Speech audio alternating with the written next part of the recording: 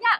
So while most seats are made from plastic and styrofoam, the Babyark is actually made with carbon fiber. And there are two steel safe coils in the smart base here that will expand upon impact in the event of a crash. It's also a smart seat that's connected if you install it into the smart base. There are 14 sensors throughout. And once I put it on the base, you'll see over here,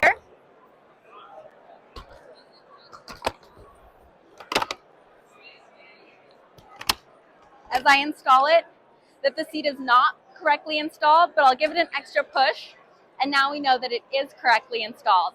The stat is that about 59% of car seats are installed incorrectly, so this is supposed to help really simplify the process.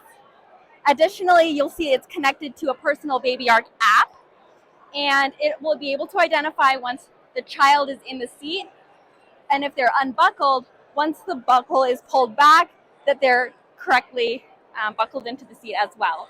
It'll send alerts if the seat is installed incorrectly, the child is unbuckled, or if the child is, for whatever reason, accidentally forgotten in the vehicle.